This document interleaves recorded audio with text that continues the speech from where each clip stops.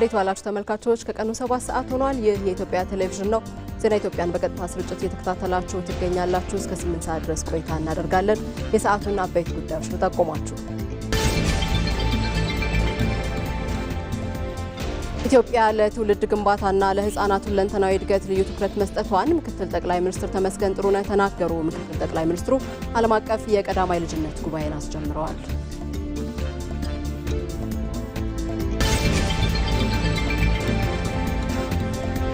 መገናኛ ብዙሃን ከጥላቻ ንግግርና ከሐሰተኛ መረጃዎች የጸዱ ዘገባዎችን በማቅረብ የሀገር ሰላም ግንባታ ላይ መስራት ይጠበቅባቸዋል።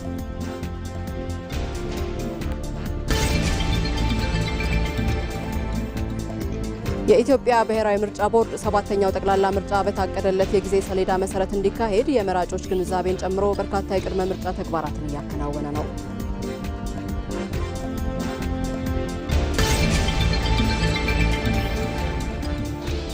ከውጭ የአሜሪካው ፕሬዝዳንት ዶናልድ ትራምፕ የኢራንን የሰላም ጥያቄ ውድቅ አደረጉ።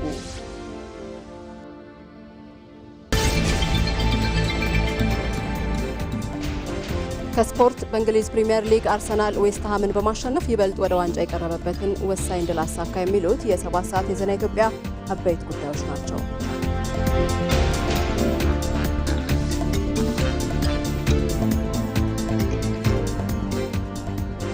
ዜናዎችን ከዋናው ስቱዲዮ እየመራው መታሰቢያ ደረጃ ቆይታ አደርጋለሁ። የተለያዩ ሁነቶችን የተለያዩ አካባቢዎች ላይ ባልደረቦች እየተከታተሉ ይገኛሉ። በቆይታችን የተገኙበትን ሁነት ጠቅለል ያለ መረጃ የሚያጋሩን ይሆናል። ሞላ አለማየሁን እናገኘዋለን። ሞላ ዛሬ የተገኘበት ሁነት በሕዝብ ተወካዮች ምክር ቤት የፕላን በጀትና ፋይናንስ ጉዳዮች ቋሚ ኮሚቴ የዲሞክራሲ ተቋማትን የ2018 በጀት ዓመት አጠቃቀምና የ2019 በጀት ዓመት የፕሮግራም በጀት እቅድ እያደመጠ ነው የሚገኘው። ይህንኑ መድረክ ተከታትሏል። የተነሱ ሀሳቦችን ወደ በኋላ ላይ ከሱ እንሰማለን። ሌላኛው ባልደረባችን አሸናፊ እንዳለም እንዲሁ በቆይታችን ይቀላቀለናል። ምክትል ጠቅላይ ሚኒስትር ተመስገን ጥሩነህ ዛሬ ዓለም አቀፍ የቀዳማይ ልጅነት ጉባኤን አስጀምረዋል። ይህንኑ ጉባኤን እየተከታተለ ነው የሚገኘው። ተጨማሪ ጉዳዮችን ከሱ ጋር ቆይታ እናደርግበታለን። ሌላኛው ባልደረባችን መሀሪ አለሙም እንዲሁ በተገኘበት ሁነት ያሉ መረጃዎችን ወደ በኋላ ላይ ያጋራናል። 5ኛው ሀገር አቀፍ የጤና መረጃ ሳምንት ዛሬ ተጀምሯል። ይህንኑ ሁነት በተመለከተ ምን አዲስ ነገር አለው ብለን ወደ ኋላ ላይ እንጠይቀዋለን። ወደ ቀዳሚው ዘገባ አሻገራለሁ። ጠቅላይ ሚኒስትር አብይ አህመድ ከዓለም አቀፍ የገንዘብ ተቋም IMF ዋና ዳይሬክተር ጋር ተወያዩ። ጠቅላይ ሚኒስትር አብይ አህመድ ከዓለም አቀፉ የገንዘብ ተቋም IMF ዋና ዳይሬክተር ክሪስታሊና ጆርጂየቫ ጋር ተገናኝተው በኢኮኖሚያዊ እድገት አጋርነትና ቅድሚያ በሚሰጣቸው የጋራ ጉዳዮች ላይ ሰፊ ውይይት ማድረጋቸውን በማህበራዊ ትስስር ገጻቸው ላይ አስፍረዋል።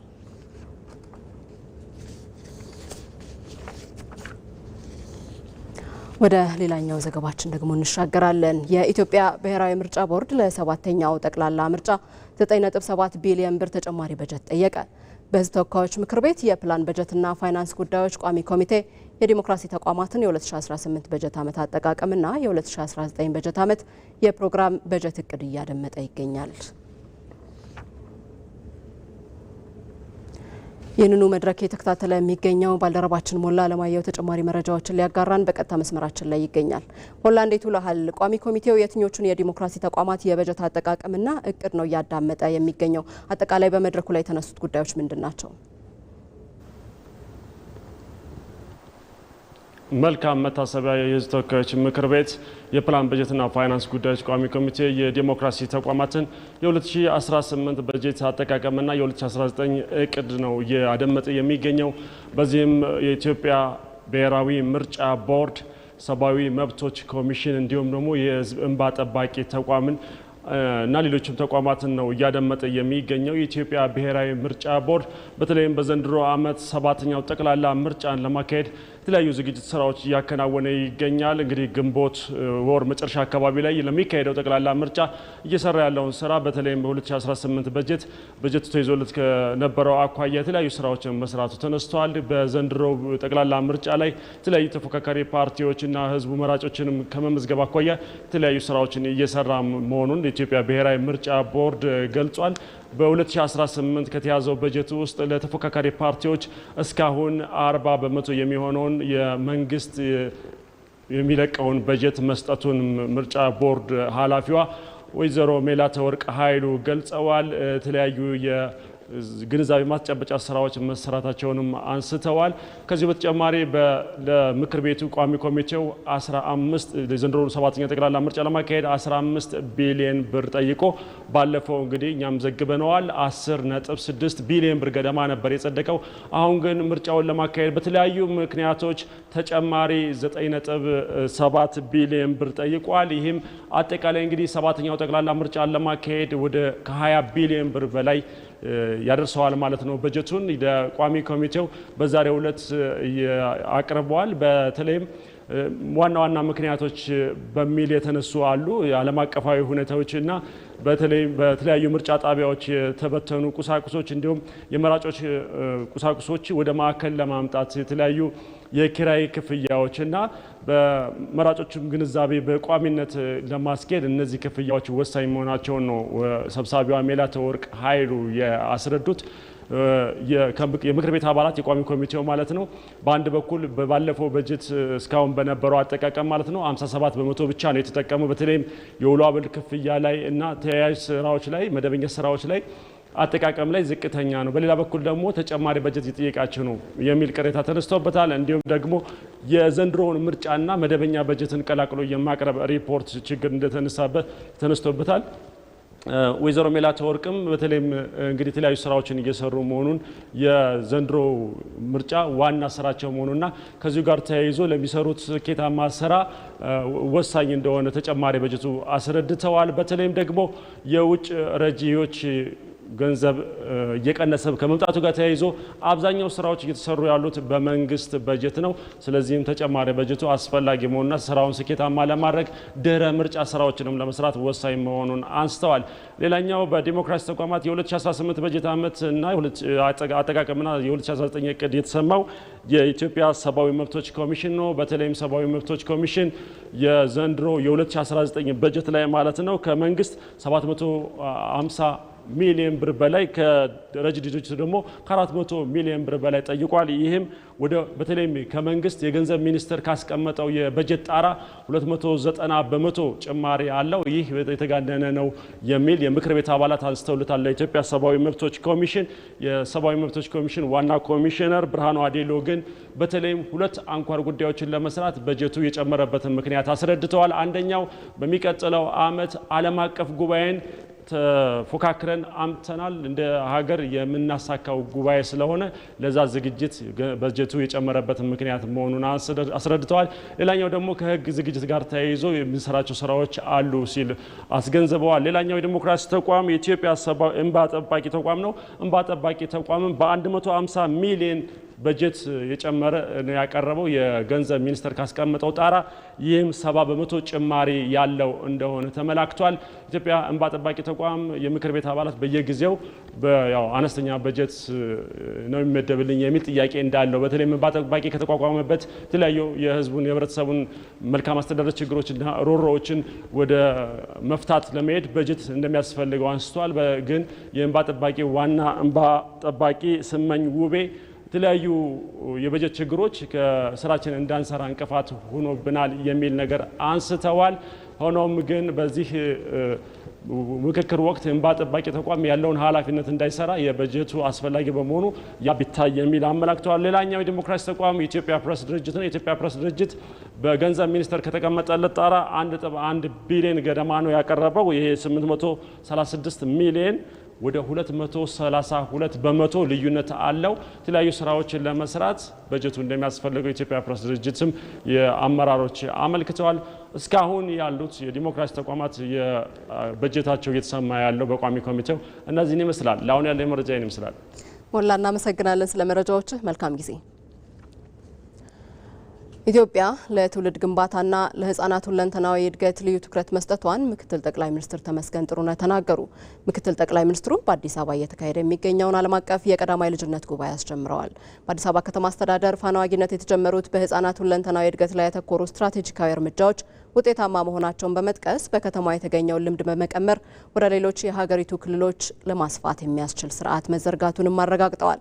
ለዚህም ተግባር ይረዳ ዘንድ የቴክኒክና ሳይንሳዊ እውቀትን ለፖሊሲ ግብዓት የሚያቀርብ የአፍሪካ ቀዳማይ ልጅነት ልማት ማዕከል በአዲስ አበባ መቋቋሙ የመንግስትን ቁርጠኝነት የሚያሳይ ነው ብለዋል። መንግስት ብልጽግናን ለማረጋገጥ እነዚህን ጥረቶች በመላ ሀገሪቱ ለማስፋት ሙሉ ቁርጠኝነት አለው። አስፈላጊውን በጀት በመመደብ ያስፈጽማል።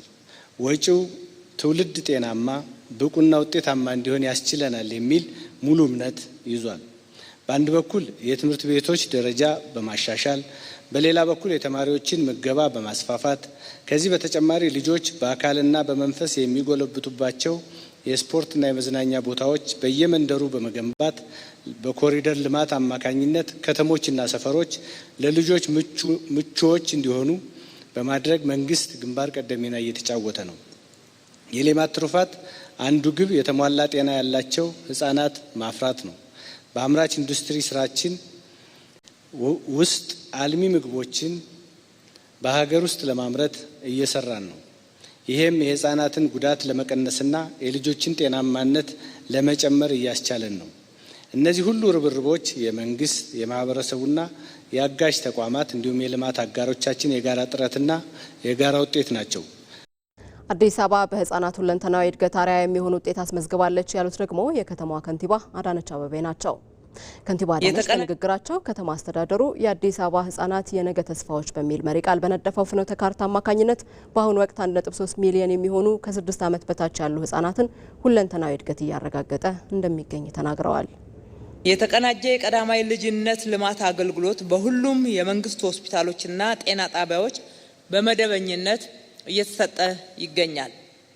መንግስት የቅድመ አንደኛ ደረጃ ትምህርት ቤቶችን ምቹ እንዲሆኑ በማድረግ በቀን 2 ጊዜ ምግብን በማቅረብ የትምህርት ቁሳቁሶችና የትምህርት ቤት ዩኒፎርሞችና ሌሎችም የትምህርት ግብዓቶችን ከክፍያ ነፃ እያቀረበ ይገኛል።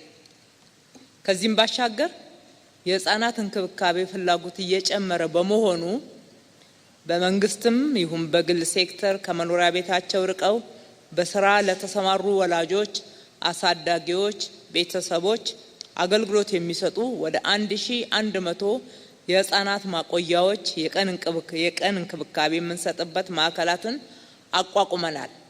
በተጨማሪም ከ5000 በላይ የህፃናት መጫወቻችን ገንብተን ለአገልግሎት ክፍት አድርገናል። እዚህ ላይ እንግዶቻችን ልብ እንድትሉት የምንፈልገው የዛሬ 3 ዓመት አካባቢ ፕሮግራሙ ስንጀምር በከተማችን የነበረን የህፃናት ማቆያ ወይም ደግሞ ፓብሊክ ዴይ ኬርስ የሚባሉት 11 ነበሩ። ዛሬ ከ11 ነው ከ1100 በላይ ማድረስ የቻልነው። እዚሁ ጉዳይ ላይ ቆይታ እናደርጋለን። ይህንኑ መድረክ ሲከታተል የቆየው ባልደረባችን አሸናፊ እንዳለ ተጨማሪ መረጃዎችን ሊያጋራን በቀጥታ መስመራችን ላይ ተገኝቷል። አሸናፊ እንዴት ውለሃል? በጉባኤው ማስጀመሪያ ላይ የተነሱ ሀሳቦች ምንድናቸው? የቀረቡ ተሞክሮዎችስ ምን ይመስላሉ?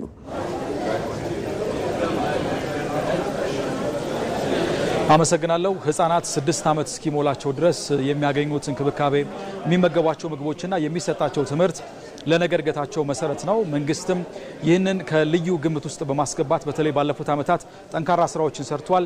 ለዚህ ደግሞ ውጤት መገኘት ትልቁ ማሳያ የሚሆነው ይህ ዓለም አቀፍ የቀዳማይ ልጅነት ጉባኤ በዚህ በአዲስ አበባ ላይ ዛሬ እየተካሄደ መሆኑን ነው። ኢትዮጵያ ባስመዘገበችው ውጤት ጉባኤው በዚህ በአዲስ አበባ እንዲካሄድ ሆኗል። ምክትል ጠቅላይ ሚኒስትር ተመስገን ጥሩነህ ይህንን ጉባኤ በይፋ ሲያስጀምሩ ያነሱት ምንድነው? ኢትዮጵያ ከህገ መንግስቱ አንስቶ በተለይ ለህፃናት ልዩ መብት ልዩ ትኩረት ሰጥታ የምትገኝ ሀገር ናት። ነገር ግን ደግሞ የተሰሩ ስራዎች ደግሞ ተግባራዊነታቸው ብዛም አልነበረም። ነገር ግን ከለውጡ ማግስት ወዲህ ጠንካራ ስራዎች እዚህ ላይ ተሰርተዋል።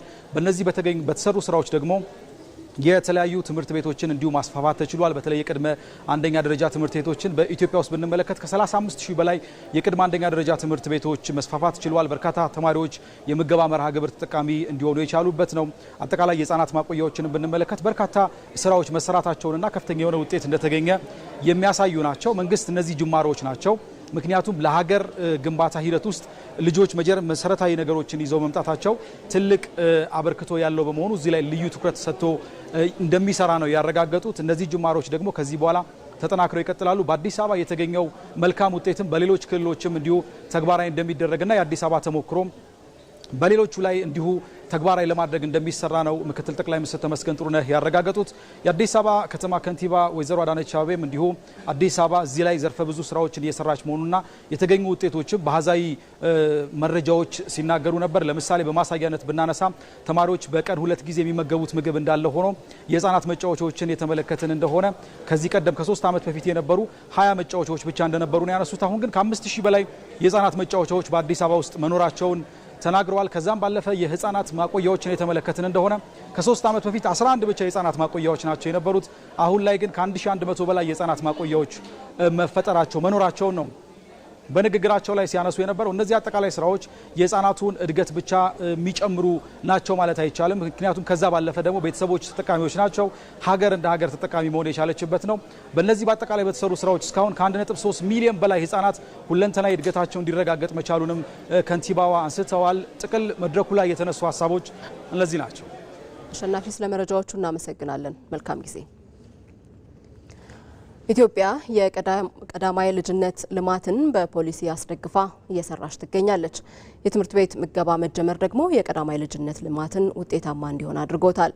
በመንግስት የፖለቲካ ቁርጠኝነት ክትትል የሚደረግለት ፕሮግራሙ ተሞክሮ በተለይ ለምስራቅ አፍሪካ ሀገራትም እየተጋራ ይገኛል። አልጋነሽ ተካ። ትናንት ቁጥራቸው ቀላል የማይባል ህጻናት እድሜያቸው ለትምህርት ደርሶ ትምህርት ቤት መሄድ የማይችሉበት መሄድ የቻሉትን ቢሆኑ በምግብ እጥረት ትምህርታቸውን ለማቋረጥ የሚገደዱበት መራራ ጊዜ ነበረ። ዛሬ ግን ያ ትናንት በብሩህ ተስፋ ተተክቷል። ዛሬ የበርካታ ህጻናት ሀሳብ ስለሚይዙት የምሳቃ ሳይሆን ስለሚቀስሙት እውቀትና ስለሚሰንቁት ህልም ሆኗል። ቀድሞ የተሰሩ ልጆች አገር ይሰራሉ። ቀድሞ የተገነቡ ልጆች አገር ይገነባሉ። ቀድመው በደንብ ሴኩሪቲ ልጅነታቸው በደንብ ሴኩሪቲ የተደረገላቸው ልጆች አገራቸውን ሴኩሪቲ ያደርጋሉ። ከዛ አንጻር የምናወጣው ወጪ የምንደክመው ድካም ሁሉ የወደፊቷን ኢትዮጵያ መስራት ነው እንጂ ወጪ አይደለም። ተመልሶ የምናገኘው ኢንቨስትመንት ነው ብለን ነው የምናስበው። ስለዚህ ኢትዮጵያ ትክክለኛ አቅጣጫ ላይ ነው ያለችው። ከለውጡ ዓመታት ወዲህ ኢትዮጵያ በበርካታ ዘርፎች ስኬትን እያስመዘገበች ትገኛለች። በተለይም ቴክኖሎጂን በመጠቀም በተሰማራበት ዘርፍ ተልእኮውን በእውቀትና በጊዜ የሚፈጽም ትውልድ የማፍራት ስራ በቁርጠኝነት ተጀምሯል። የቀዳማይ ልጅነት ፕሮግራምም የዚሁ ትልቅ ራዕይ አካል ሆኖ በጥሩ መልኩ እየተከናወነ ይገኛል። አሁን በኢትዮጵያ ደረጃ ወደ 7 ሚሊዮን ህጻናት በየቀኑ ምግብ እየተመገቡ ይማራሉ። በአዲስ አበባ ከተማ ብቻ በህግ በደንብ በህግ ማዕቀፍ ወጥቶለት ራሱን የሚያስተዳድር የአዲስ አበባ ከተማ የትምህርት ቤቶች ምገባ ኤጀንሲ የሚባል ተቋቁሞ በከፍተኛ ጥረት ከፍተኛ አመራሮች ዳይሬክሽን ሰጥተውበት ድጋፍ ተደርጎ የፖለቲካ ሰፖርት ፖለቲካል ዊል ስለነበረ ተጀመረ። አሁን ወደ 800 ሺህ ወይም ከዛ በላይ ልጆች በየቀኑ ሁለት ጊዜ በቀን ምግብ እየተመገቡ ይማራሉ። አዲስ አበባ ከተማ በአዲስ አበባ የተጀመረው የተማሪዎች የምገባ ፕሮግራም መነሻው የነበረው የህፃናት የምግብ ተጋላጭነት ነበር። ዛሬ ግን ይህ ተሞክሮ በሌሎች የኢትዮጵያ አካባቢዎችም ተስፋፍቶ ለሌሎች የአፍሪካ ሀገራት ጭምር እንደ ትልቅ አርአያ የሚጠቀስ ስኬት ሆኗል። አዲስ አበባ ከተማ ላይ በሰፊው መጀመሩ ትክክለኛ ኢንተርቬንሽን ነበረ በሀገር አቀፍ ደረጃ። ምክንያቱም ብዙ ሰው ያለው አዲስ አበባ ከተማ ውስጥ ነው። ትልቁ ከተማ አዲስ አበባ ነው። የሀገራችን የፖለቲካ ካፒታል ነው። የኢኮኖሚ ካፒታል ነው። የአፍሪካ ህብረት መቀመጫ ነው። ስለዚህ አዲስ አበባ ላይ የተሰራ የተፈተሸ ነገር ማሳየት ለኢትዮጵያ ትልቅ ሴንተር ኦፍ ኤክሰለንስ እየሆነ እያገለገለ ነው። አሁን ከኢትዮጵያም አልፎ ብዙ ሀገሮች እየመጡ እየጎበኙ ድጋፍ እየጠየቁ ነው። ብዙ በተለይ ምስራቅ አፍሪካ ሀገሮች እንደዚህ አይነት በዘላቂነት ልጆቹን ሰኪውር አድርጎ በስርዓት የመመገብ የማስተማር ስራ መስራት አለባቸው። ኢትዮጵያ በምግብ ራሷን ለመቻል የጀመረቻቸው ስራዎች ውጤታማ እየሆኑ ነው። ቀዳማይ ልጅነት ፕሮግራም ላይ ያተኮረው አምራች ትውልድ የማፍራት ትጋት ስኬትም መታየት ጀምሯል። ኢትዮጵያ በሚቀጥለው 4-5 ዓመት ውስጥ በጣም ትልቅ ለውጥ ይኖራል። በስኩል ፊዲንግም ካቨሬጅ ራሱ ዝም ብሎ ጊዜያዊ መመገብ ሳይሆን በዘላቂነት በራሳችን መሬት ራሳችን ምግባችንን እያመረትን እንስሳቶችን እያረባን ልጆቻችን ስጋና እንቁላል ብርቅ ሳይሆንባቸው እየተመገቡ የሚማሩበት ጊዜ ሩቅ ይሆናል ብዬ አላስብ። የቅርብ ጊዜ ነው የሚሆነው። ምክንያቱም ኦልሬዲ የከፍተኛ አመራሩ ድጋፍ አለው ይህ ፕሮግራም።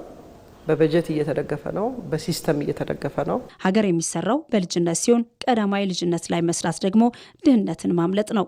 ኢትዮጵያ ለተወለዱትም ልጆች ላልተወለዱትም ልጆች ፖሊሲ አላት። ላልተወለዱት ገና ለሚወለዱት ማለት ነው። የትኛውም ሀገር የፖሊሲ ፍተሻ ብናደርግ ላልተወለደ ልጅ ፖሊሲ ያለው ሀገር የለም። እውነት ለመናገር ኢትዮጵያ አላት። ገና ላልተወለዱ ልጆች ነው የሰቆጣ ዴክላሬሽን የሚሰራው። ገና ለሚወለዱት ልጆች ነው። የሚወለዱት ልጆች አንጎላቸው እንዳይጎዳ የጤንነታቸው የተጠበቀና አምራች እንዲሆኑ በመጀመሪያው 1000 ቀን የሚደርሰውን ጉዳት ለማስቀረት በተለያየ አቅጣጫ የሚሰራ የሰቆጣ ዴክላሬሽን የሚባል ጽህፈት ቤት ኢትዮጵያ አቋቁማ በጤና ጥበቃ ስር በከፍተኛ ኢትዮጵያ የአገሪቱ አመራሮች ክትትል የሚደረግለት በጀት የሚሰጠው ዓለም አቀፍ አጋሮቻችን የሚደግፉት ትልቅ ፕሮግራም ነው ኢትዮጵያ የምትመራው። ኢትዮጵያ የህፃናትን መቀንጨር በፈረንጆቹ 2030 ዜሮ ለማድረስ በሚል ከ15 ዓመታት በፊት የሰቆጣ ቃል ኪዳን ሰቆጣ ላይ ተፈራርማለች። ፖሊሲ አውጥታም እየተገበረችው ነው። አምራች ትውልድ፣ ብሩህ ተስፋና ጠንካራ ሀገር ጉዞውን ከቀዳማይ ልጅነት ይጀምራል። ከ32 ሚሊዮን በላይ በሚሆኑ የጤና ተቋማት የተገልጋዮች መረጃ ዲጂታል ተደርጓል። የጤና ሚኒስትሯ ዶክተር መቅደስ ዳባ ይህንን ያሉት ዛሬ በአዲስ አበባ ባስጀመሩት 5ኛው ሀገር አቀፍ የጤና የመረጃ ሳምንት መድረክ ነው። የጤና የመረጃ ሳምንቱ ከዛሬ ጀምሮ እስከ ግንቦት 7 2018 ዓ.ም ይቆያል። እዚሁ ጉዳይ ላይ እንቆያለን። ይህንን ሁነት እየተከታተለ የሚገኘው ባልደረባችን መሀሪ አለሙ ተጨማሪ መረጃዎችን ሊያጋራን በቀጥታ መስመራችን ላይ ይገኛል። መሀሪ እንዴት ውለሃል? ዛሬ የተጀመረው የጤና መረጃ ሳምንት ዓላማ ምንድነው? የጤና ሚኒስትሯ ዶክተር መቅደስ ዳባ ያስተላለፉት መልእክትስ ምንድነው የሚለውን ጠቅለል አድርገህ እስቲ መረጃህን አጋራን።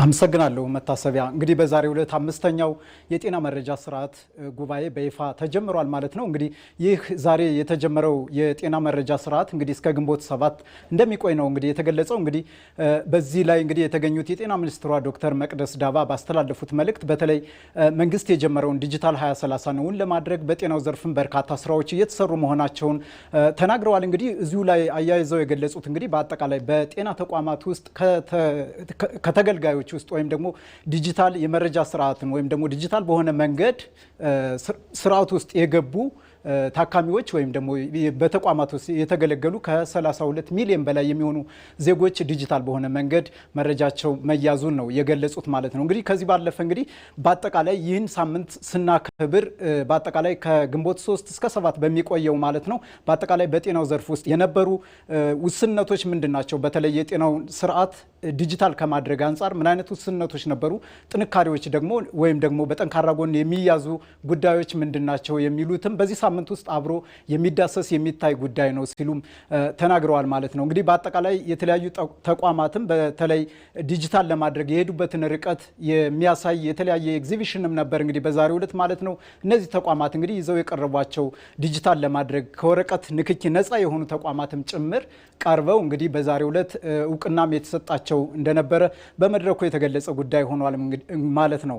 እንግዲህ በአጠቃላይ እንግዲህ ዲጂታል ኢትዮጵያ ወይም ደግሞ ዲጂታል 2030 ነውን ለማድረግ መንግስት የጀመረውን ሪፎርም የጤና ሚኒስቴር እንግዲህ በግንባር ቀደም ሆኖ ይህንን ለማሳካት በርካታ ስራዎችን እየሰራ ነው የሚገኘው ሲሉም እንግዲህ ተናግረዋል። በተለይ እንግዲህ ታካሚዎችን ተገልጋዮችን ወደ ጤና ተቋማት በሚመጡበት ሰዓት ከምዝገባ ጀምሮ መጨረሻ ላይ ውጤት ወይም ደግሞ የላቦራቶሪ ውጤት እስከሚታይበት እስከ መጨረሻው ድረስ ያለውን ሂደት ዲጂታል ለማድረግ ዘመናዊ ለማድረግ በርካታ ስራዎች እየተሰሩ ነው።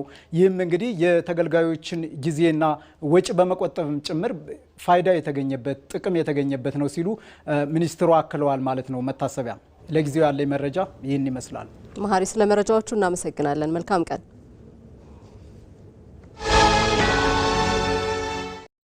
በየ4 ዓመቱ የእግር ኳስ አድናቂዎች በጉጉት የሚጠብቁትን ትልቁ የእግር ኳስ ውድድር ይመለከታሉ። በሞቀ መንፈስ በጋራ የድጋፍ ዝማሬ አስደሳቹን የእግር ኳስ ትዕይንት እርስዎ በአካል መታደም ይችላሉ። ዕድሜ ለቪዛ! በኢትዮጵያ ንግድ ባንክ ቪዛ ካርድ የግብይት ክፍያውን ሲፈጽሙ የዓለም ዋንጫ የእግር ኳስ ጨዋታዎችን በቀጥታ መመልከት የሚያስችሉትን ዕድል ያገኛሉ። ነካ አድርገው ከፍለው ወደ ፊፋ 2026 የዓለም ዋንጫ ይጓዙ።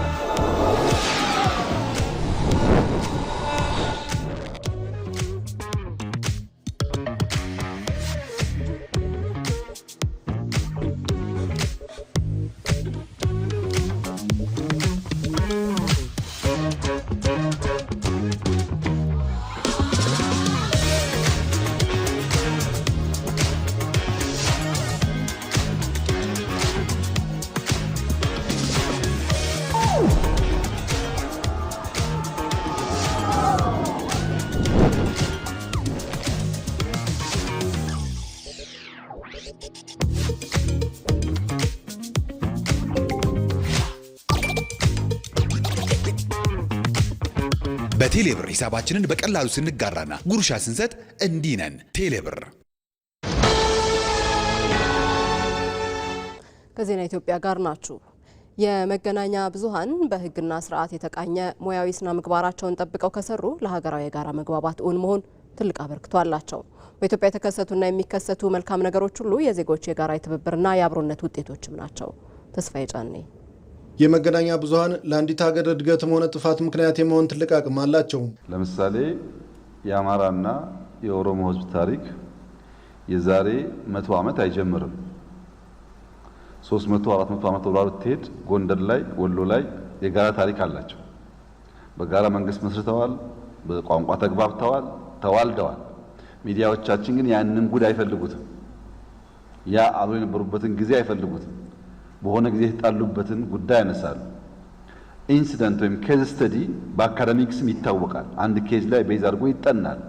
ነገር ግን ሚዲያዎች ኢምፔሪካሊ ኩነትን ከወቅቱ ከከባቢ ጋር አስተሳስሮ ማሳየት ቢችሉ ኖሮ አብዛኛው የጋራ ማንነት ያጣንባቸው ልምምዶች ይቀረፋሉ ብዬ አስባለሁ። እነዚህ የመገናኛ ብዙሃን ታዲያ በሕግና ስርዓት በተቃኘ ሙያዊ ስነ ምግባራቸውን ጠብቀው ከሰሩ ለሀገራዊ መግባባትን መሆን ትልቅ አበርክቶ እንደሚኖራቸው እርግጥ ነው። ብዝሃ ማንነት፣ ብዝሃ ቋንቋ ያለባት ብዝሃ ስብጥር፣ የተለያየ ብሔር አለ፣ ሃይማኖት አለ። ይህን ሁሉ ተሳስሮ ያለበት ልዩ ውበት ያላት ሀገር ናት ያለችን። በመገናኛ ብዙሃን አዋጅ ላይ ራሱ ብዝሃ ማንነትን ማስተናገድ ለሚዲያ ግዴታ ነው።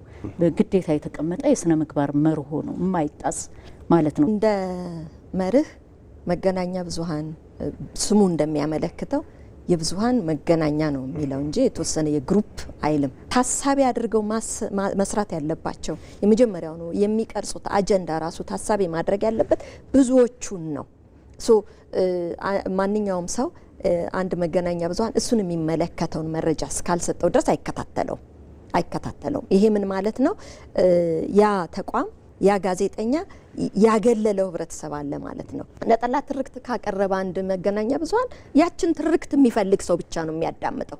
በኢትዮጵያ የተከሰቱና ለሚከሰቱ መልካም ነገሮች ሁሉ የዜጎች የጋራ የትብብርና የአብሮነት ውጤቶች መሆናቸውን ያስታወሱት ከኢቲቪ ዳጉ የውይይት መድረክ ጋር ቆይታ ያደረጉ ባለሙያዎች ይህንን የዜጎችን የጋራ ውጤት እውቅና መስጠት የመገናኛ ብዙሃን ሀገራዊ ኃላፊነት ነው። የህዝቦችን ብዝሃ ማንነት በዚህ ሀገር ላይ እያንዳንዱ የተመዘገበው እድገት በኢኮኖሚ ልንለው እንችላለን፣ ብልጽግናን በማረጋገጥ ረገድ በተለያየ በሰላም በደህንነት በተለያዩ ሴቶች ግንባታ መልካም ሴቶች ግንባታ ላይ በተናጠል የመጣ ውጤት የለም። ስለዚህ ይሄን አስተሳስሮ የጋራ ማንነትን አጋምዶ ማሳየት ይጠበቃል። የነጠላ ትርክት የምንለው እዚህ ጋር ነው። የወል ትርክታችን የምንለው ሚዲያው በአጽንኦት መስራት ያለበት በዚህ ረገድ ይሄን ነው።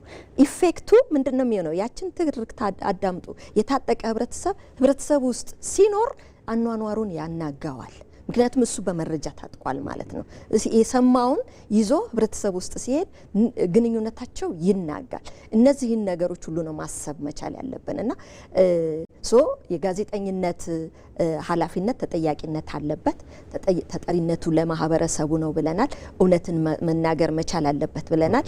ለራሱም ክብር መስጠት መቻል አለበት። ሐሰተኛና ስሜታዊ ዘገባዎች ለዘላቂ ሀገራዊ መግባባት ጠቀሜታቸው ይልቅ ጉዳታቸው የአንበሳውን ድርሻ ስለሚወስድ ለእውነት ሲባል የሚከፈል መስዋዕትነት ከመገናኛ ብዙሃን ይጠበቃል። መገናኛ ብዙሃን ከጥላቻ ንግግርና ከሐሰተኛ መረጃዎች የጸዱ ዘገባዎችን በማቅረብ የሀገር ሰላም ግንባታ ላይ መስራት ይጠበቅባቸዋል። በማህበራዊ መገናኛ ብዙሃን የሚታየውን የተዛባ የመረጃ ክፍተት በትክክለኛ መረጃ በመተካትና ለማህበረሰቡ ግንዛቤ በመፍጠር መስራትም ተገቢ ነው። ብሩክታዊት አስራት። የአንድ ሀገር ህልውናና ልዕልና የሚመሰረተው በድንበር ጥበቃ ብቻ ሳይሆን በዜጎቿ ልብ ውስጥ በሚታነጸው የጋራ መግባባትና በትርክት ድርና ማግ ጭምር ነው። የመገናኛ ብዙሃን ደግሞ የዚህ ትርክት ዋና ቀማሪ፣ የህዝብ የልብ ትርታ አዳማጭና የሀገር ብሔራዊ ጥቅም ዋነኛ ዘብ ነው። በዚህም ከተከፋፈለ ነጠላ ትረካ በመውጣት እንደ ሀገር የገጠሙንን የታሪክና የማህበራዊ ስብራቶች ለመጠገን ታሪክን ማውሳትና ማህበረሰቡ ጋር መቅረብ ያስፈልጋል። ማህበረሰቡን ቀርቦ ማወቅ ያስፈልጋል ብዬ አስባለሁ። ምናልባት ታች ያለው ማህበረሰብ ምንድን ነው የሚለው ስለነዚህ አይነት ነገሮች፣ ከአሁን በፊት በሪሊ የነበሩት ነገሮች ምን ይመስላሉ፣ መረጃዎቹስ ምንን ያመላክታሉ የሚሉት ነገሮች ወደ ሚዲያ መምጣት አለባቸው። ወደ ጦርነት የሚመሩንን ወደ ግጭት የሚመሩንን ነገሮች ቀድሞ ለመከላከል ለማስቀረትም የሚደረግ ሂደት ነውና በህብረተሰቡ መካከል ውይይቶች፣ ምክክሮች እንዲኖሩ ማበረታታት፣ መልካም እሴቶች አሉ በየብሔሩ ሁሉም ጋር እነሱን ደግሞ አጉልቶ በማውጣት እነዚህን የቅድመ መከላከል ስራዎችን መስራት ግጭትን ብቻ ሳይሆን በሰላም እንድንኖር የሚያስችሉንን እሴቶችን መገንባት ላይ በደንብ ሚናችንን መወጣት አለብን ብዬ አስባለሁ። የሁሉንም ማህበረሰብ ተሳታፊ የሚያደርግ የጋራ የሆነ ትርክት መፍጠር ከመገናኛ ብዙሃን ይጠበቃል።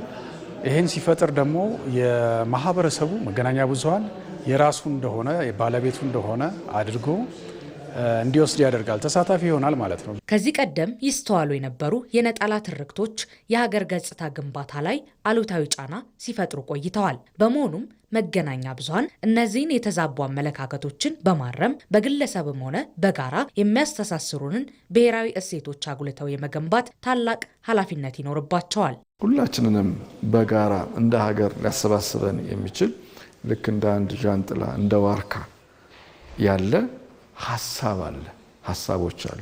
ኢትዮጵያውያን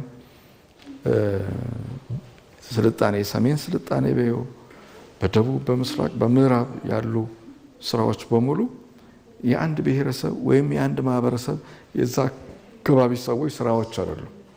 ከተለያየ ቦታ ሰዎች ሀሳባውያን ሰሪዎች ይመጣሉ። እነዚህ ትርክቶች በጋራ የሰራናቸው ነገሮች የኛ የኢትዮጵያውያን ናቸው ብሎ የማቅረቢያ መንገድ ነው። የጋራ ትርክት በጋራ ነው ያደግነው፣ በተናጠል ያደግነው ነገር የለም። በነገራችን ትርኮቻችን ከዛ አንጻር እንዲሆኑ ነው የሚፈለገው። ስለ ሰላም በማውራት ብቻ ሰላም አይመጣም። ችግሮች ካሉ፣ አሳሪ መንገዶች ካሉ እነዛም ላይ በደንብ ተወያይቶ በነፃነት ምህዳሩን አግኝቶ ግን ደግሞ ኃላፊነትን በሚሰማው መልኩ ስራዎችን ማከናወን ነው የመጨረሻው ግብ ላይ ያደርሳል ብዬ የማስበውና የጎደለ ነገርም ሲሆን ደግሞ ኃላፊነት በተሞላበት መንገድ ሚዲያዎች፣ ጋዜጠኞች ኃላፊነታችንን መወጣት አለብን ብዬ አስባለሁ። በተለያዩ መገናኛ ብዙሃን የጋራ ትርክቶችን ለመገንባት የሚደረገውን ጥረት የማህበራዊ መገናኛ ብዙሃን ሚና እያደናቀፈው ይገኛል። ይህንን ችግር ለመቅረፍ ደግሞ የግንዛቤ ማስጨበጫ መንገዶች ሊመቻቹ ይገባል። የትውልድ ግንባታ በጣም ያስፈልጋል። አገር የምትገነባው በትውልድ ነው። ወጣቱ ላይ መስራት፣ ሀገርኛ ጉዳዮች፣ ኢትዮጵያዊኛ ጉዳዮች፣ አፍሪካዊኛ ጉዳዮች አእምሮ ላይ መሰራት አለበት። የተሻለ ሀገር፣ የተሻለ ትውልድ እንዲፈጠር በብዙ መልኩ መሰራት አለበት። የት ነው የሚሰራው? አንደኛው ትምህርት ቤቶቻችን ውስጥ ልጆቻችንን በምን ነው የምናሳድገው? በኢትዮጵያዊኛ ወግ ማዕረግ፣ በታሪኮቻችን፣ በዚህ በገዢ ትርክቶቻችን እንደዛ እያደረግን ስናሳድጋቸው በጊዜ ሂደት ውስጥ እነዚህ ልጆች አእምሯቸው ላይ እየሰራን የተሻለ ትውልድ መፍጠር እንችላለን። የተሻለ ሀገር መፍጠር እንችላለን። ዋናው ስራ ሚኒስትሪ ቢሆንም ግን ይህን የጥላቻን ንግግሮችን አንደኛው ፋይት የሚያደርጉበት መንገድ በማጋለጥ ነው። በተለይ የሀሰተኛ የሆኑ መረጃዎችን በማጣራት ነው። ሁለተኛ ደግሞ የጥላቻ ንግግርን ሕጉንም በደንብ የሚያውቁ ሰዎች ያሉ አይመስለኝም። ምክንያቱም ምን አይነት ነው የጥላቻ ንግግር፣ ምን አይነትስ ችግር ይፈጥራል፣ ምን አይነት ችግር ያስከትላል የሚለውን እሱንም ከባለሙያ ጋር በመሆን ማስተማር ነው። መገናኛ ብዙሃን ከነጠላ ትርክቶች ወጥተው የታሪክ ስብራቶችን በመጠገን የጋራ መግባባትን የመገንባት ታሪካዊ ኃላፊነት ይኖርባቸዋል። ይህ እውን ሊሆን የሚችለው ግን የመገናኛ ብዙሃን ባለሙያዎችም በኃላፊነት ስሜት ለሀገር ብሔራዊ ጥቅም ዘብ ሲቆሙ ብቻ ነው። በኢትዮጵያ የኢንዱስትሪው ዘርፍ ጉዞ በፈተናዎች የተሞላ ሆኖ ዘመናትን አሳልፏል። ኢትዮጵያ ታምርት በሚል የተጀመረው ንቅናቄ ዘርፉን ከተጋረጠበት ፈተናዎች አውጥቶ ወደ ተጨባጭ እድገት እያሸጋገረው ይገኛል። ባልደረባችን ሳምሶን ገድሎ በኢትዮጵያ ታምርት ንቅናቄ ላይ ከተሳተፈ አምራች ጋር ባለፉት ዘመናት የነበረውን የኢንዱስትሪ ዘርፍ ጉዞና የአሁኑን ስኬት በተመለከተ ቆይታ አድርጓል። ታሪኩን ከባለ ታሪኩ አንደበት እንከታተል።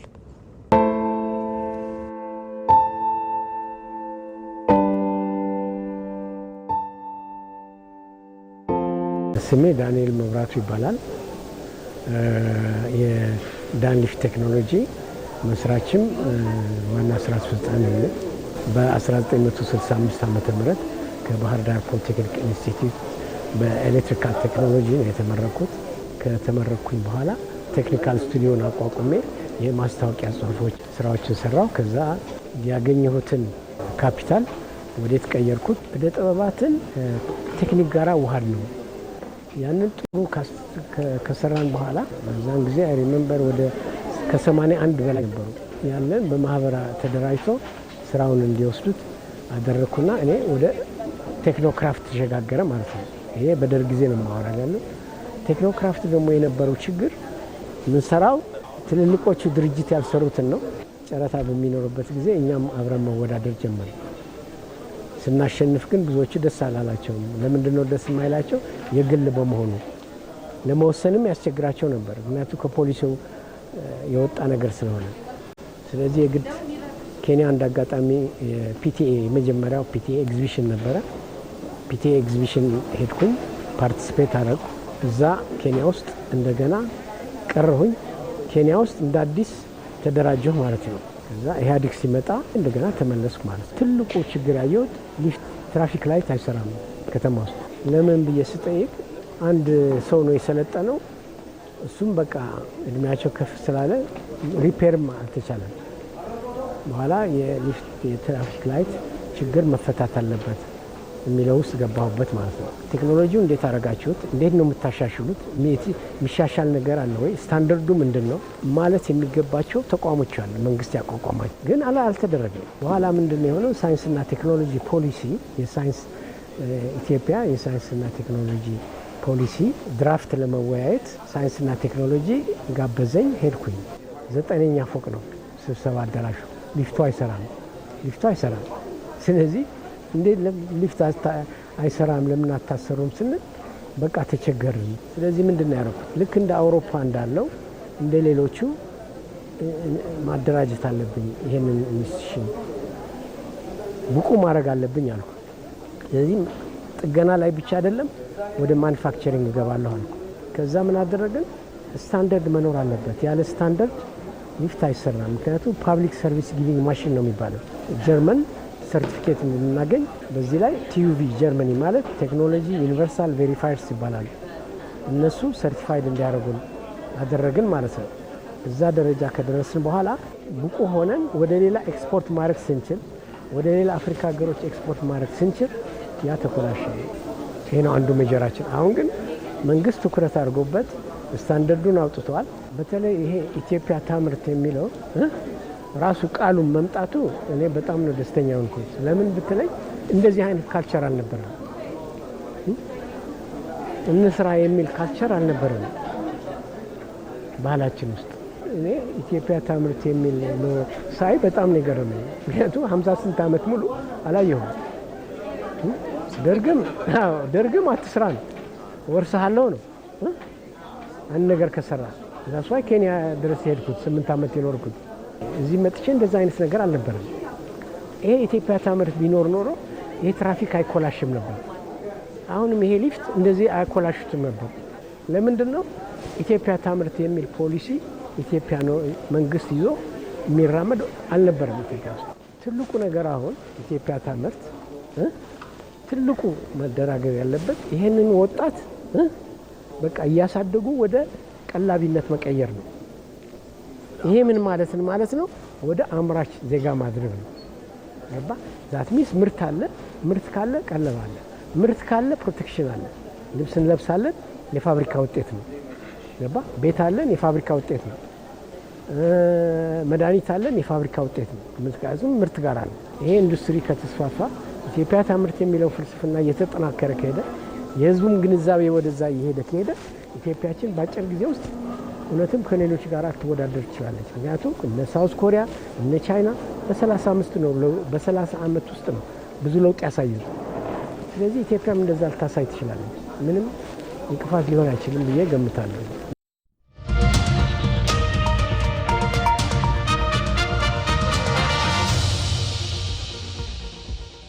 ከምርጫ ጋር የተገናኙ ዘገባዎቻችን ደግሞ እንሻገራለን።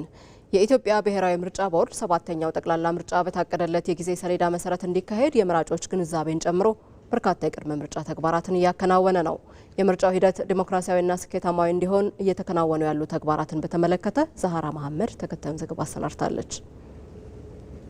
የኢትዮጵያ ብሔራዊ ምርጫ ቦርድ መራጮች ስለ ምርጫ ሂደት፣ ስለ ድምፅ አሰጣጥ ስነ ስርዓትና ስለ መብቶቻቸው በቂ ግንዛቤ እንዲኖራቸው ለማድረግ በትኩረት እየሰራ ነው። ለዚህም ስኬታማነት ቦርዱ ከተለያዩ የሲቪክ ማህበራትና ተቋማት ጋር በቅንጅት እየሰራ ይገኛል። እስካሁንም በዘርፉ ልምድ ያላቸው በርካታ ሀገር በቀል ተቋማት የፈቃድ የምስክር ወረቀት ተሰጥቷቸው በየአካባቢው ህብረተሰቡ በምርጫው በንቃት እንዲሳተፍ የማስተማር ስራቸውን እንዲጀምሩ አድርጓል። የመራጮች ትምህርት የሚያስተምሩ ወደ 169 የሲቪል ማህበረሰብ ድርጅቶች ከቦርዱ ፈቃድ አግኝተዋል። ከነዚህ መካከል ወደ 141ዱ የገንዘብ ድጋፍ አግኝተዋል።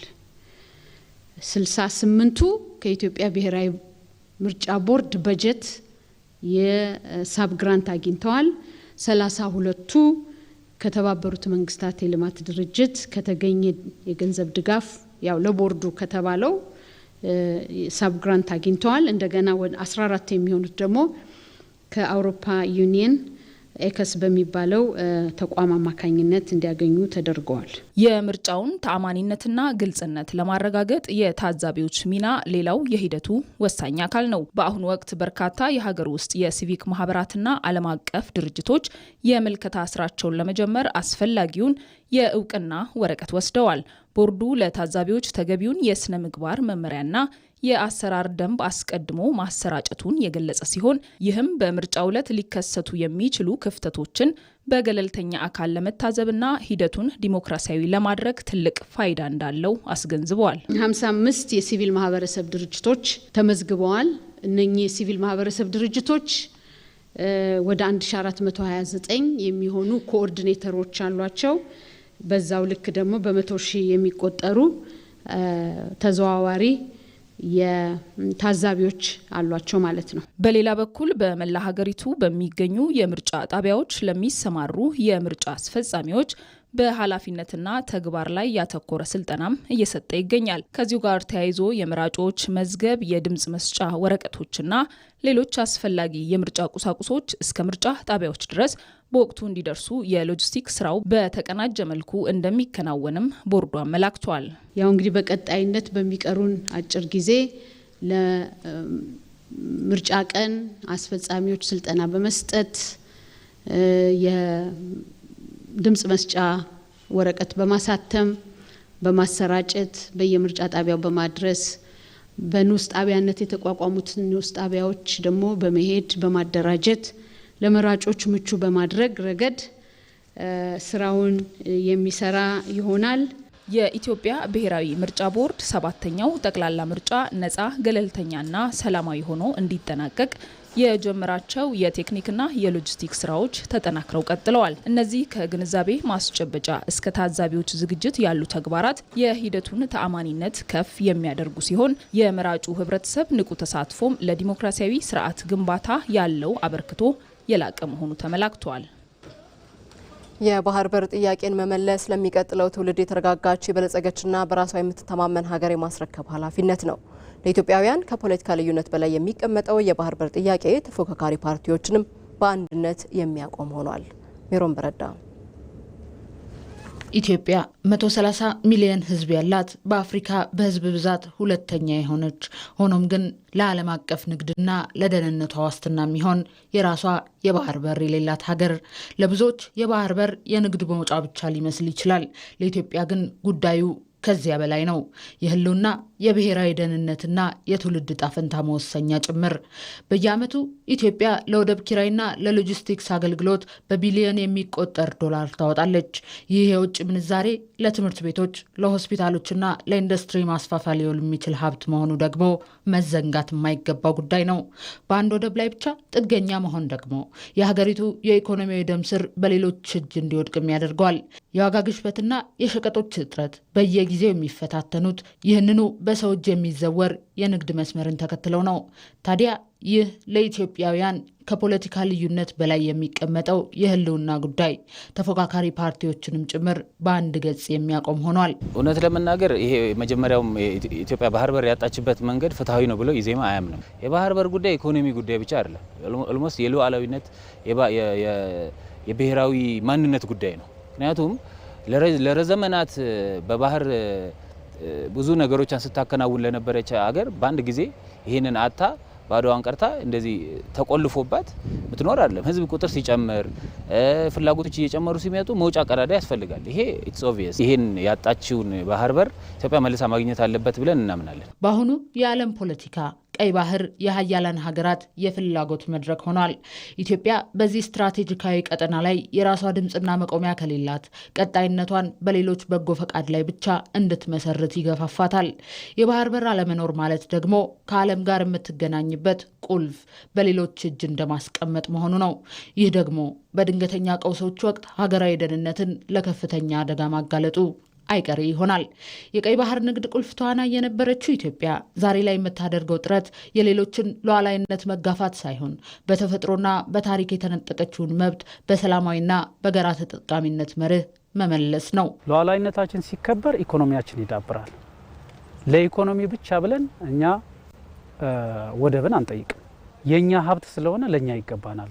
የራሳችን ሀብት ነው፣ መመለስ አለበት። የምንመልስበት መንገድ ግን ዘዴዎቹ የተለያዩ ናቸው። እንደ ተለያየ ፓርቲ ሁሉ የራሱ አቋም ይኖራል። ዓለም አቀፋዊ መረጃዎች አሉን፣ ማስረጃዎች አሉን። እነሱን በማቅረብ በዓለም አደባባይ በማቅረብ ወደባችን መመለስ አለበት፣ ተገቢም የራሳችን ነው ብለን እናምናለን። ኢትዮጵያ አሁን ካለችበት የኢኮኖሚ እድገት፣ አሁን ካለችበት የኑሮ ውድነት ጫና ኢኮኖሚ ጉዳይ ታሳቢ ባደረገ ያ ቀይ ባህር ያስፈልገናል። ለኢትዮጵያ ኢኮኖሚ እድገት በጣም መሰረታዊ ነገር ነው። ኖት ኦንሊ ለኢኮኖሚ እድገት፣ ለዲፕሎማሲ ትስስር እጅግ በጣም ትልቅ አዎንታዊ ፖዚቲቭ ኢምፓክት አለው። የኢትዮጵያ የባህር በር ጥያቄ የቅንጦት አይደለም። ለሚቀጥሉት ትውልዶች የተረጋጋች የበለጸገችና በራሷ የምትተማመን ሀገር የማስረከብ ኃላፊነት እንጂ። ታዲያ ለዚህ ደግሞ አሁን ላይ የተጀመረው እንቅስቃሴ ተጠናክሮ መቀጠል ይገባዋል። ኢዜማ በዚህ ላይ ቦልድ የሆነ አቋም ነው ያለው። እውነት ለመናገር አሁን መንግስት እየሄደበት ያለው ነገር ጥሩ ነው፣ ሰፖርት እናደርጋለን። በተቻለ አቅም ዲፕሎማሲያዊ የሆኑ መንገዶችን እየተጠቀመ ነው። ስለዚህ በዛ ሁኔታ ውስጥ ኢትዮጵያ የባህር በር የምታገኝበትን ነገር ተመሳሳይ ነው፣ እንደግፈዋለን ማለት ነው እና ምንም ለድርድር የሚቀርብም አይደለም፣ አቋማችንም ነው፣ ወደፊትም የሚቀጥል ጉዳይ ነው። የባህር በር ኢትዮጵያ ማግኘት አለባት። ከዛ ውጭ ደግሞ ይሄንን በተቻለ አቅም በሰላማዊ መንገድ ማስኬድ አለብን፣ አካባቢውን በማይረብሽ መልኩ ግን ይሄንን አልፎ ግን አይ ይሄ ጦርነት ቅስቀሳ ነው እንደዛ ነው እያሉ ግን ኢትዮጵያን ለመውጋት ኢትዮጵያን ብሔራዊ ጥቅም ለማሳጣት የሚሞክሉ አካላትን ግን we have to say no። ይሄ ልክ አይደለም። ኢትዮጵያ ይሄ ነገር የህዝቦቿ ህልውና ጥቅም ጉዳይ ነው ብለን ቦልድሊ መቆም አለብን። የተፎካካሪ ፓርቲዎችም ተመሳሳይ ሀሳብ እንዳለን የምሰማኝ። የማይሰማው ካለ ግን ይሄ በደንብ ወደ መስመር መግባት አለበት። ኢትዮጵያ ህልሟ ባህር በር ማግኘት ብቻ አይደለም፣ የዘመናት የዜጎቿ ቁጭትና የፍትህ ጉዳይም ጭምር እንጂ። ታዲያ ይህ የባህር በር ማግኘት ለኢትዮጵያ የህልውናዋ መሰረት እንደሆነ ለአፍታም መዘንጋት የሌለበት ሀቅ ነው።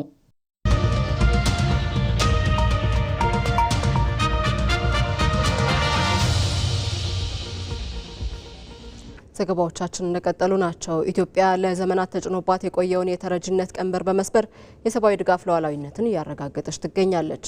ከልመና ወደ ራስን መቻል የምታደርገው የሽግግር የውጭና የፖለቲካ ጫናዎችንም የመመከትና በራስ ጉዳይ ላይ በራስ የመወሰን መብት የሰጣት ሆኗል። መሐመድ አልቃድር ኢትዮጵያ ስሟ በዓለም አደባባይ ሲነሳ ከታላቅ ታሪኳና ከጥንታዊ ስልጣኔዋ ጎን የድርቅና የእርዳታ ተምሳሌት ተደርጋ መወሰዱ ለትውልድ የተረፈ የስነልቦና ጠባሳን ጥሎ አልፏል። በረዴት ድርጅቶች፣ መጽሔቶችና በዓለም አቀፍ መገናኛ ብዙሃን የሚሰራጩት የተረጅነት ምስሎች የኢትዮጵያን ሉዓላዊነትና የዜጎቿን ክብር ሲፈታተኑም ቆይተዋል። ዛሬ ግን ኢትዮጵያ የመጥፎ ታሪክ ጠባሳዎቿን ለማረም በቁርጠኝነት ተነስታለች። ትላንት በረሃብና በእርዳታ የምትታወቅበትን የተረጅነት ቀንበር በገዛ መሬቷ አምርታ የምግብ ሉዓላዊነትና ደህንነቷን ለማረጋገጥ እየታተረችም ትገኛለች። የሰብአዊ ድጋፍ ሉዓላዊነትን ማረጋገጥ የብሔራዊ ደህንነት አጀንዳ፣ የማህበራዊ ፍትህና ዘላቂ ልማትም ውጤት ነው። የሰብአዊ ድጋፍ ሉዓላዊነትን ማረጋገጥ የብሔራዊ ደህንነት አጀንዳ ነው። የማህበራዊ ፍትህ አጀንዳ ነው። የአዎንታዊ ሰላም እና ማህበራዊ የሰብአዊ መብትም ጨምሮ የዘላቂ ልማት ነው ብለን ስናነሳ ዓለም አቀፉ ማህበረሰብን ጠብቀን በዓለም አቀፉ ማህበረሰብ እርዳታና ቸርነት ብቻ በመጠበቅ ለመሄድ መሞከር እነዚህን በሙሉ እንደ መሸርሸር የሚቆጠር ስለሆነ በቀጥታ ከአገረ መንግስት ግንባታ ጋር ተያያዘ ስለሆነ ነው። ይህንን በአሁኑ ጊዜ ደግሞ የበለጠ ተፈላጊ ደግሞ የሚያደርገው ዓለም አቀፍ ሁኔታው በአንድ በኩል የአየር ንብረት ለውጥ ችግር እየፈጠረ መሄዱ፣ በሌላ በኩል ደግሞ ከዓለም የምናገኘው የሰብአዊ ድጋፍ አጋርነት የሚባለውም ነገር በፖለቲካ ፍላጎቶች እና በፖለቲካ መዳረሻዎች በከፍተኛ ደረጃ ያሽቆለቆለ እንደመሆኑ ሰብአዊ ድጋፍ ሉዓላዊነትን አተኩሮ እንደ መንግስት ተወስኖ በድፍረት መገባቱ እጅግ በጣም አስፈላጊ ነው። የክብርም የነጻነትም የሉዓላዊነትም አጀንዳ ነው። በህዳሴ ብርሃን በአረንጓዴ አሻራ ልምላሜና በሀገራዊ ምክክር የታሪክ ስህተቶችን በማረም ሉዓላዊነትን በመጽዋት ሳይሆን በስራ እንደሚረጋገጥ ለዓለም እያሳየች ታሪኳን እያደሰች ያለች ኢትዮጵያ በአንድ ወቅት እስከ 27 ሚሊዮን የሚደርሱ ዜጎቿ ለዕለታዊ ጉርሻቸው የዓለምን እጅ እንዲጠብቁ ተገደው ነበር። ይህ ሂደት ግን አሁን በእጅጉም ቁጥሩ ቀንሷል። ይህም የመጣው የማምረት አቅምን በማሳደግ ከልመና ራስን ወደ መቻል በተደረገ ሽግግር ነው። ይህ ስንዴ የዛሬ 5-6 ዓመት ኢትዮጵያ ከውጭ የምታስገባ ብቻ ሳይሆን አነስተኛ ምርት ካላቸው ሀገራት ተርታ የምትመደብ ናት። በየከባቢው የመሬት ጠባይና የአየር ጠባይ ጊዜ ጠብቀን የምናደርጋቸው ስራዎች ከሰራን በድፍን ኢትዮጵያ አምርቶ መብላት አሳሳቢ ጉዳይ አይሆንም ማለት ነው። ልጆች የማይተረስ የነበረን ቦታ ሲታረስና ውጤታማ ሲሆን እያዩ ነው ያደጉት። ቴክኖሎጂ እየጨመሩ ማሽነሪ እያስፋፉ እየተጠቀሙ ያሳድጉታል እንጂ ወደ ኋላ አይመለስም። የበጋ ስንዴ በአፍሪካ ውስጥ ከፍተኛ አምራች እንድንሆን ማስቻሉ ብቻ ሳይሆን በሴፍቲ ተይዘው የነበሩ ዜጎቻችንን ነፃ ያወጣ መሆኑ ብቻ ሳይሆን ኢንካም እያሳደገ ነው ያለው።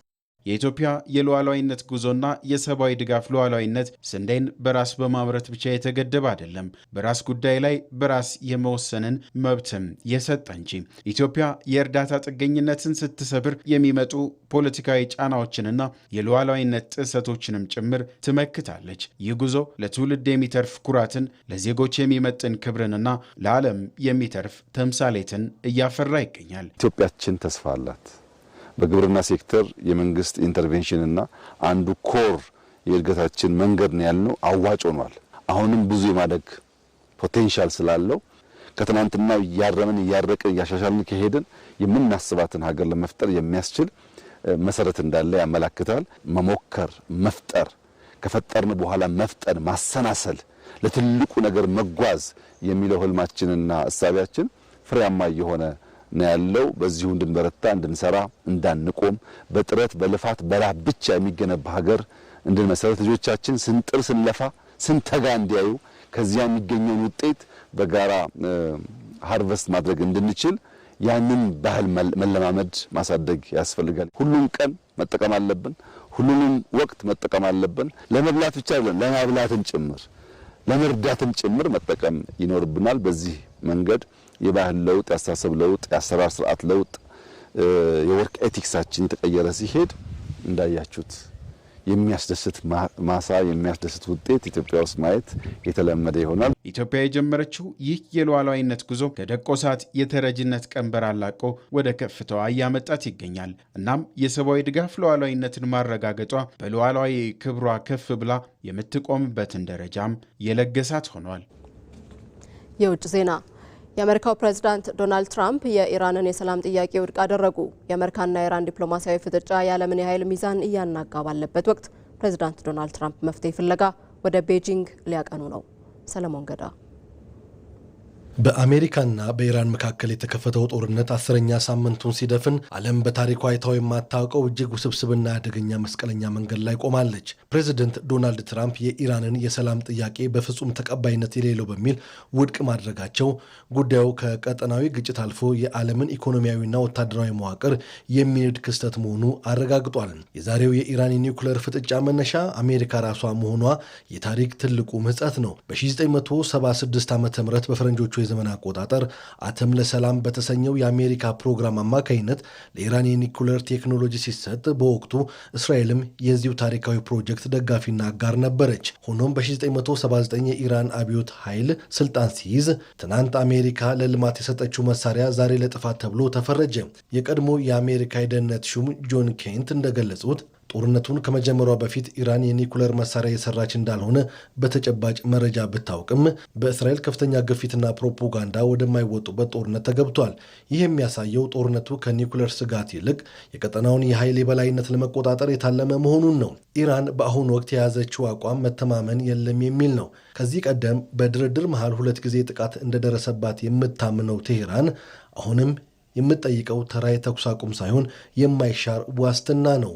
መጀመሪያ ጦርነቱ ይቁም፣ ማዕቀቦች ይነሱ፣ ከዚያ ስለ ኒውክሌር ጉዳይ እናወራለን የሚለው የኢራን አቋም መጀመሪያ የበለጸገ ዩራኒየም የሚሰጠኝና ፕሮግራሙ ይዘጋ በሚለው የአሜሪካ አቋም ተቃርኖ ገጥሞታል። የእስራኤል ጠቅላይ ሚኒስትር ቤንያሚን ኔታንያሁ ጦርነቱ ገና አላበቃም ብለዋል። ኢራን የጠነከረ የኒኩለር አቅም እስካላት ድረስና የእሷን ተልዕኮ የሚፈጽሙ ቀጠናዊ ኃይሎች እንደ ሂዝቦላ ያሉት ስጋት መሆናቸው ካልቀረ ወታደራዊ እርምጃ ሊወሰድ እንደሚችል ፍንጭ ሰጥተዋል። ይህ የኔ ቅደም ትንቅንቅ ደግሞ ድርድሩን ፍሬ እንዳያፈራ አድርጎታል። ኢራን ዩራኒየም አሳልፋ ላለመስጠት የወሰደችው አቋም ስምምነቱን የማይታሰብም አድርጎታል። ኢራን አሁን የሆርሙዝ ሰርጥን ሙሉ በሙሉ በቁጥጥሯ ስር መዋላ ደግሞ የዓለምን የኃይል ሚዛን ቀይሮታል። ከዓለም ነዳጅ ንግድ ውስጥ 20 በመቶ የሚተላለፍበት ይህ ወሳኝ መስመር ለመቆጣጠር ቴህራን የዘረጋችው አዲስ ወታደራዊ መዋቅር አሜሪካን ለከፍተኛ ስጋት ዳርጓታልም። አሁን ላይ ማንኛውም መርከብ በሰርጡ ለማለፍ ከቴህራን ፈቃድ ማግኘት ያለበት ደረጃ ላይ መድረሱ የአሜሪካን የባህር ላይ የበላይነት መክሰም ያበሰረ ሆኗል። የነዳጅ ዋጋም በአንድ በርሜል $4 በላይ ጭማሪ ማሳየቱ በዓለም ዙሪያ የሸቀጦች ዋጋን ከፍ አድርጎታል። በተለይም በፓኪስታንና መሰል ታዳጊ ሀገራት የነዳጅ ዋጋ ጣሪያ መንካቱ ጦርነቱ የዓለምን ድሆች ጉሮሮ እየነካ ስለመሆኑ ማሳያም ተደርጓል። እናም አሁን ላይ የአሜሪካው ፕሬዝዳንት ዶናልድ ትራምፕ በሚቀጥሉት ቀናት ወደ ቻይና የሚያቀኑት በሁለት ስልቶች ተነሳስተው ሊሆን እንደሚችልም እየተነገረ ነው። አንደኛው ቻይና በኢራን ላይ ጫና እንድታደርግ ለመጠየቅ ሲሆን፣ ሁለተኛው ደግሞ የነዳጅ ዋጋ መናር ቻይናንም እየጎዳ ስለሆነ የጋራ መፍትሄ ለመፈለግ ነው። ይሁን እንጂ ኢራን በድርድር ስም ጊዜ መግዛት አይቻልም በማለት በሩን ከርችመዋለች። በወታደራዊ ግንባር ደግሞ ኢራን ለድርድር ብትቀመጥም በስተጀርባ ግን እስከ መጨረሻ ትንፋሽ ለመዋጋት መዘጋጀቷን እየገለጸች ነው። የአብዮታዊ ዘብና የባሲጅ ተዋጊዎች በተጠንቀቅ መቆማቸውን ለዋሽንግተን ትልቅ የቤት ስራ ሆኗልም። የዛሬው ቀውስ አሜሪካን ከሁለት አስቸጋሪ ምርጫዎች ፊት አቁሟታልም ነው የሚባለው። አንደኛው ምርጫ የኢራንን ሉዓላዊነትና የሆርሙዝ ሰርጥ ቁጥጥርን አምኖ መቀበል፣ በሰላም መውጣት ነው። ይህ ግን ለአሜሪካ ታላቅ ውድቀት ተደርጎ እየተነገረ ነው። ሁለተኛው ደግሞ ወታደራዊ እርምጃን በመቀጠል ዓለምን ወደማይቀረው የኢኮኖሚ ውድቀትና ወደ ታላቅ የዓለም ጦርነት መክተት ነው ተብሏል። ለዚህም ሀገራቱ በዲፕሎማሲና በወታደራዊ ኃይል መዋጋታቸውን ቀጥለዋል። ሁለቱ ወገኖች አሁን ላይ ኢራንና አሜሪካ አንደኛው በሌላኛው ላይ የበላይነት ለመያዝ የሚያደርጉት ጥረት እንቅፋት ሆኖ ብቅ ያለው ደግሞ አንደኛው ለሌላኛው የሚያቀርበው የሰላም ነጥብ ነው። አሁን ላይ አሜሪካ በሌሎች ሀገራት ላይ እንደምታሳየው በኢራን ላይ የበላይነቷን ለማሳየት ብዙ ብጥርም እንዳልተሳካላት ነው የዘርፉ ተንታኞች የሚናገሩት። በተለይ ደግሞ ቅድመ ሁኔታዎችን አስቀምጣ ያነዛን ቅድመ ሁኔታዎች ቴህራን እንድትቀበል የማድረጉ የበላይነት ሊሳካላት አልቻለም ተብሏል። በቀጣይ ቀናትም ምናልባትም አሜሪካ በፓኪስታን በኩል የቀረበላትን የኢራን የሰላም ሀሳብ ውድቅ ከማድረግ ባለፈ ሌላ የሰላም እቅድ ልታቀርብ እንደምትችል ነው በስፋት እየተነገረም ያለው። ትራምፕ ረቡዕ ዕለት ወደ ቤጂንግ በማቅናት ከቻይና ፕሬዚደንት ሺ ጂንፒንግ ጋር በሚያደርጉት ውይይት ቻይና በኢራን ላይ ጫና እንድታደርግ ይጠይቃሉም ተብሎ ይጠበቃል። ምናልባትም የአትላንቲክ ካውንስል መረጃ እንደሚያመለክተው ትራምፕ ወደ ቤጂንግ ማቅናታቸው ከኢራን ተጽዕኖ ባለፈም በዓለም አቀፍ ደረጃ የአርቲፊሻል ኢንቴሊጀንስ ኤአይ የበላይነትን ለመቆጣጠር የምታደርገውን ጥረት ቻይናን ለመግታት ያለመም እንደሆነ እየተነገረ ነው። በተለይም አሁን ላይ መረጃዎች እንደሚያመለክቱት አሜሪካ ቻይናን በ4 ወራት ብቻ ነው በኤአይ ዘርፍ ቀድማ ወደፊት የምትገኘው። ቻይና ደግሞ በተቃራኒውም ከ80 ከመቶ በላይ የሚሆነውን የኤአይ ኢንዱስትሪ ብሎም የታዳሽ ኃይል ልማት የሚውሉ በርከት ያሉ መሰረተ ልማቶችን ለማንቀሳቀስ የሚረዳውን የቺፕ በበላይነት መቆጣጠሯ ደግሞ አሜሪካን ሌላ የቤት ስራ የሰጣት ጉዳይም ተብሏል። በመጨረሻም ስፖርት። በእንግሊዝ ፕሪሚየር ሊግ አርሰናል ዌስትሃምን በማሸነፍ ይበልጥ ወደ ዋንጫ የቀረበበትን ወሳኝ ድል አሳክቷል። አሰልጣኝ ሚኬል አርቴታ ግብ ጠባቂያችን ዴቪድ ራያ ጨዋታውን አሸንፎልናል ሲል በጨዋታው ያሳየውን ብቃት አሞካሽቷል። መሰረት ተስፋዬ የስፔናዊ ግብ ጠባቂ ዴቪድ ራያ አስገራሚ ብቃት፣ የማርቲን ኦዴጋርድ እይታ፣ የሊያንድሮ ትሮሳርድ የመጨረሻ ደቂቃ ወሳኝ ግብና የጋብሪኤል ማጋሌሽና የዊሊያም ሳሊባ አስገራሚ የመከላከል ብቃት አርሰናል በለንደን ደርቢ ዌስትሃምን አሸንፎ ይበልጥ ወደ ዋንጫው እንዲቀርብ አድርጎታል። በ36ኛ ሳምንት የሊጉ መርሃ ግብር ወደ ለንደን ስታዲየም ተጉዞ የከተማ ተቀናቃኙን የገጠመው የሰሜን ለንደኑ ክለብ አርሰናል በሊያንድሮ ትሮሳርድ የ83ኛ ደቂቃ ግብ 1-0 አሸንፏል።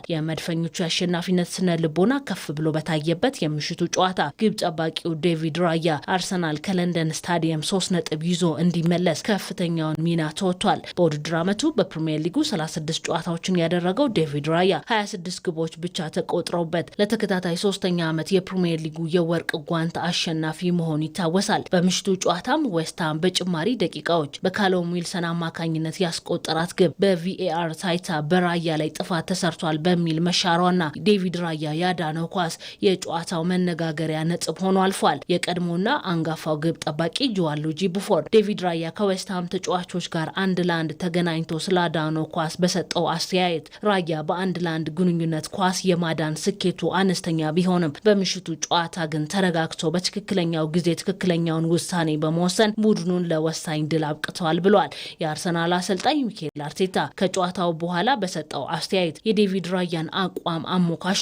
በጨዋታው ወሳኟን የማሸነፊያ ግብ ያስቆጥራት ቤልጂየማዊ አማካይ ሊያንድሮ ትሮሳር በሊጉ ካደረግናቸው ከባድ ጨዋታዎች አንዱ ነበር ያለ ሲሆን በጨዋታውም ግብ በማስቆጠሬ ደስተኛ ነኝ ሲል ተደምጧል። አርሰናል ማሸነፉን ተከትሎ ነጥቡን 79 ያደረሰ ሲሆን የሊጉን ዋንጫ ከ22 ዓመታት በኋላ ለማንሳት ቀጣይ 2 ጨዋታዎችን ብቻ ማሸነፍ ይጠበቅበታል። አርሰናል በሊጉ በቀጣይ ከበርንሌና ከክሪስታል ፓላስ ጨዋታውን ያደርጋል። ዌስትሃም በበኩሉ በ36 ነጥብ 18ኛ ደረጃ ላይ ሲቀመጥ በሊጉ የመቆየት ተስፋው ማጣብቂኝ ውስጥ ገብቷል። ትላንት በፕሪሚየር ሊጉ በተደረጉ ሌሎች ጨዋታዎች አስቶን ቪላ ከፉልሃም ያደረጉት ጨዋታ 2-2 ሲጠናቀቅ አስቶን ቪላ የአውሮፓ ቻምፒየንስ ሊግ ቦታን ለማግኘት የሚያደርገውን ፉክክር ችግር ውስጥ ከቷል። ሮዝ ባርክሌና ኦሊ ዋትኪንስ ለአስቶን ቪላ ግቦችን ሲያስቆጥሩ አንቶኒዮና ፍሌሚንጎ ደግሞ የፉልሃምን የአቻነት ግቦች አስገኝተዋል። አስቶን ቪላ ከሊቨርፑል ጋር በኩል 59 ነጥብ በግብ ክፍያ ተበልጦ 5ኛ ደረጃ ላይ ይገኛል። ክሪስታል ፓላስ ከኤቨርተን በሰለርስ ፓርክ ስታዲየም ያደረጉት ጨዋታም በተመሳሳይ 2-2 በሆነ ውጤት ተደምድሟል። ኖቲንጋም ፎረስት ከኒውካስትል ዩናይትድ ደግሞ 1-1 ተለያይተዋል። በእንግሊዝ ፕሪሚየር ሊግ 36ኛ ሳምንት ዛሬ ምሽት 4 ሰዓት በሊጉ ለመቆየት እየታገለ የሚገኘው ቶትናም ሆትስፐር ከሊድስ ዩናይትድ የሚያደርገው ጨዋታ ይጠበቃል። እኩለ ቀን 6 ሰዓት ላይ የጀመረው ዜና ኢትዮጵያ በተከታተላችሁት መልኩ የዛሬ ለተሰኘው ቆይታውን አጠናቀቀ። አብራችሁን ስለነበራችሁ እናመሰግናለን። በሰላም ዋሉ።